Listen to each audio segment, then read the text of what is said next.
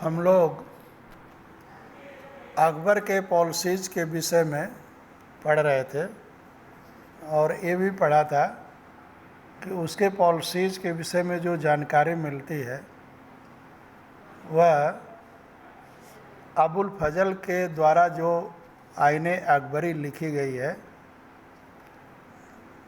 उस आईने अकबरी से हमको अकबर के पॉलिसीज़ या उसका जो एडमिनिस्ट्रेशन था उसके विषय में जानकारी मिलती है। अकबर के आगे की और पॉलिसीज़ क्या थी उसको जानने से पहले यहाँ देखिए Noorjahan influence in Jahangir courts. Noorjahan जिसका बचपन का नाम मेहरुनिसा था, जहांगीर ने उससे शादी किया और कहते हैं कि नूरजहाँ का कंप्लीट कंट्रोल जहांगीर के ऊपर था और कंप्लीट जब कंट्रोल जहांगीर के ऊपर था इसका मतलब पूरे एडमिनिस्ट्रेशन पर नूरजहाँ का कंट्रोल हो चुका था जहांगीर के समय में। मेहरुनिसा मैरिड द एम्पायर, देखिए यहाँ बचपन का नाम उसके दिया है मेहरुनिसा, जिसका जहांगीर ने जब शादी किया तो उसका नाम नूरजहाँ रख दिया। तो Mehrunissa married the empire Jahangir in 1711 and received the title Noorjahan. She remained extremely loyal and supportive to the monarch. As a mark of honor, Jahangir struck silver coins bearing his own titles on one side and on the other the inscription struck in the name of the Queen Begum Noorjahan. उसके control पूरे empire पर कैसे था उसका ये प्रमाण है कि जो उस समय क्वाइन चलता था उस क्वाइन के ऊपर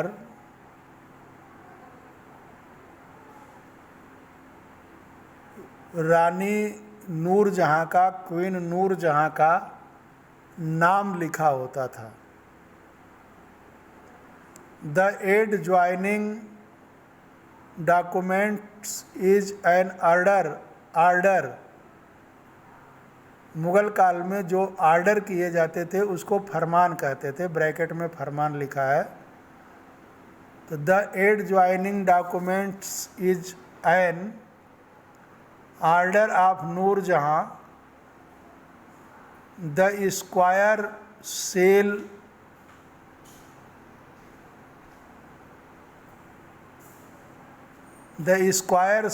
states command of the most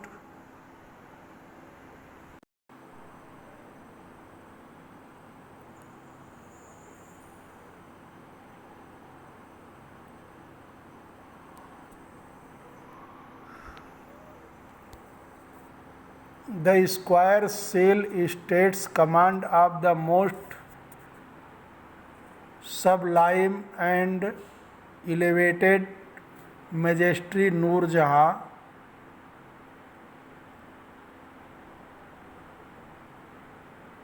Padshah Begum, the round shall state by the son of Shah Jahangir, she become as a brilliant as the moon, may Noorjahan Padshah be the lady of the age.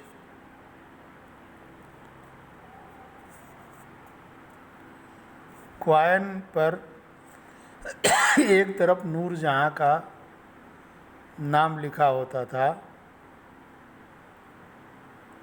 और नूरजहाँ को पादशाह बेगम का आदेश। ऐसा करके उस पर लिखा जाता था। गोल मोहर के अनुसार शाह जहांगीर के प्रताप से महारानी चंद्रमा जैसी वैभवशाली बन गई। हम कामना करते हैं कि नूरजहां बादशाह इस युग की सर्वोत्तम महिला बने। अब फिर एक बार अकबर पर आते हैं। Akbar noble commanded large armies and had access to large amount of revenue. Akbar के जो नोबेल कमांडेंट थे, जो लार्ज आर्मी को कमांड करते थे, लीड करते थे, उनके ऊपर एक लार्ज अमाउंट रेवेन्यू का खर्च होता था। While they were loyal the empire functioned efficiently, but by the end of the 17th century, many nobles had built independent network of their own. Their loyalty to the empire were weakened by their own self-interest. जब तक वे empire के loyal रहे, empire का function जो है successfully चलता रहा। But 17th century में के लास्ट जाते जाते जो उसके बड़े अधिकारी थे, नोबेल लोग थे, वो अपने को इंडिपेंडेंट करने के नेटवर्क बनाना शुरू किया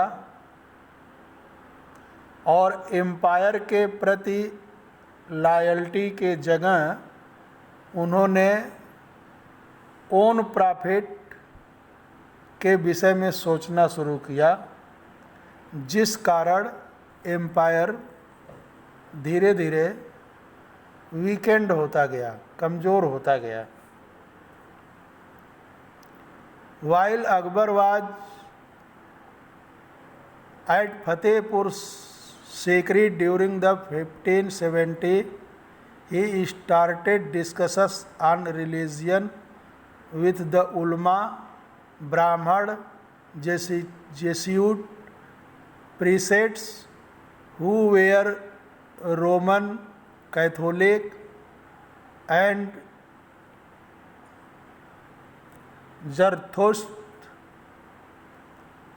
Zoroastrian. These discussions took place in the Ibadat Khana. He was interested in the religion and social custom of different people. Akbar's interaction with people of different path made him realize that religious scholars who emphasized ritual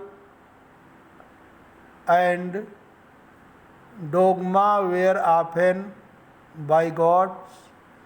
Their teaching created division and disharmony amongst his subject.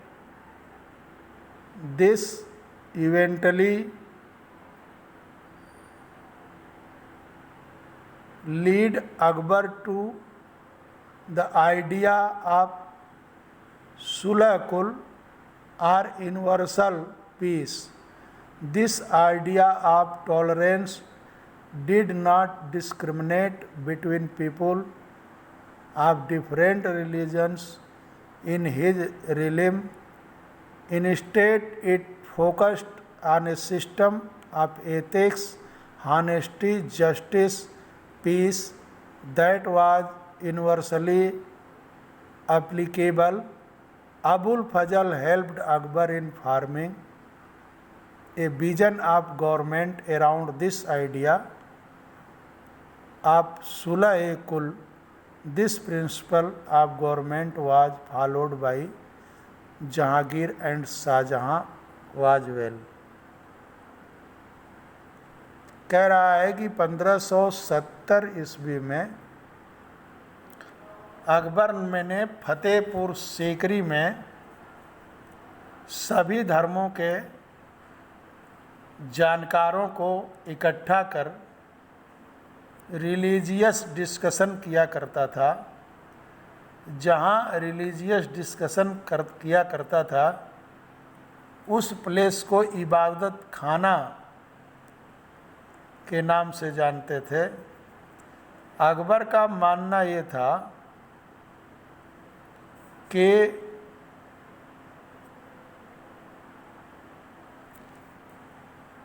सभी जगह piece हो, justice हो और आपस में सभी के अंदर एक प्रेम भावना हो। इसलिए सभी धर्मों का जो मूल था उसे वो समझने की कोशिश करता था और उसने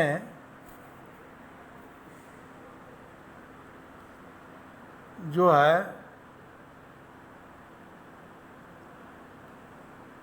अपने राज्य में किसी भी कट्टरता को बढ़ावा न दे करके सभी धर्मों को फलने फूलने का वो अवसर देता था और उसके इसी विचार को सुलह-ए-कुल के नाम से हम जानते हैं।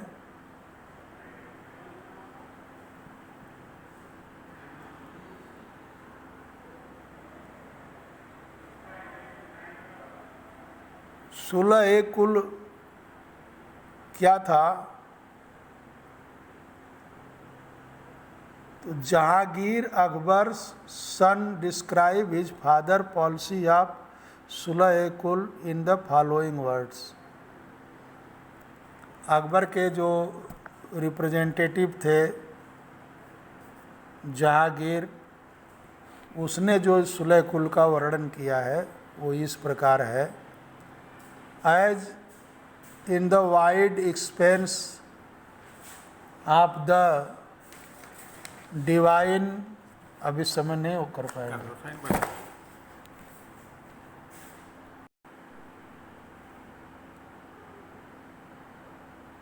Divine compensation, there is a room for all class and the follows of all creeds. So in his imperial dominance, which on all sides were permitted only by the sea, there was room for the professor of opposite religions and for benefits, good and bad, and the road interference was closed. Sunnis and Shia met in one mosque and Christian and Jews in one church to pray. He constantly followed the principle of universal peace. ईश्वरीय अनुकंपा के विशिष्ट आंचल में सभी वर्गों और सभी धर्मों के अनुयायियों की एक जगह है। इसलिए उसके विशाल साम्राज्य में, जिसकी चारों ओर की सीमाएं केवल समुद्र से ही निर्धारित होती थी, विरोधी धर्मों के अनुयायियों और तरह तरह के अच्छे बुरे विचारों के लिए जगह थी। यहाँ इनटॉलरेंस माने असहिष्णुता का मार्ग बंद था। यहाँ सुन्नी और शिया एक ही मस्जिद में इकट्ठे होते थे। क्रिश्चियन और ज्यूस एक ही गिरजे में प्रार्थना करते थे। उसने सुसंगत तरीके से यूनिवर्सल पीस के सिद्धांत का पालन किया। सुलह-ए-कुल का मतलब होता है यूनिवर्सल पीस।